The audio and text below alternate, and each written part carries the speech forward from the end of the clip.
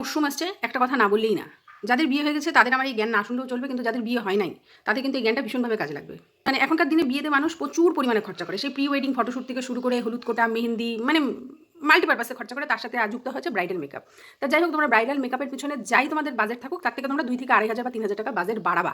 কারণ তোমরা নিজেদের সাজার সাথে সাথে বড়দেরও একটু ব্রাইডাল মেকআপটা করাবা। কারণটা বলি, কারণটা হচ্ছে গিয়ে বিয়ের পর তোমরা যখন ছবি পোস্ট করো না ফেসবুকে, তোমাদের ছবিটা দেখতে পারে, মানে তোমাদের কাপেলের ছবিটা দেখলে আমার ঠিক মনে হয়, আমার না অনেকেরই হয়তো মনে হয় যে ওই যে আমরা যেমন ঠাকুমার ঝুলির গল্পগুলো শুনতাম না, এক রাক্ষস দানব একটা সুন্দর রাজকুমারীকে হরণ করে নিয়ে গিয়ে বিয়ে করছে, আমার ঠিক সেটাই মনে হয়। সত্যিই তাই লাগে দেখতে।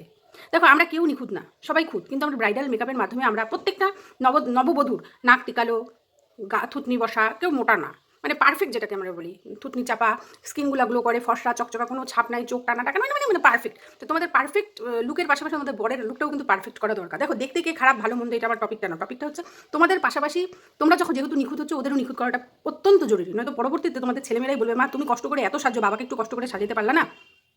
এই ছবিগুলো দেখলে তোমাদেরই কিন্তু পরে হাসি পাবে। তাই বলতেছি, তোমরা তোমাদের বাজেটটা একটু বাড়াবা, যাতে তোমাদের ওই তোমরা যেরকম নিখুঁত হচ্ছে, তোমাদের ওই খুঁতযুক্ত বড়গুলোও যাতে একটু নিখুঁত হয়, মানে ব্রাইডাল মেকআপের মাধ্যমে। এটাই আমার বক্তব্য। ভালো লাগলে শেয়ার করো, আর ভালো না লাগলে বললো কোন জায়গাটা ভুল বললাম।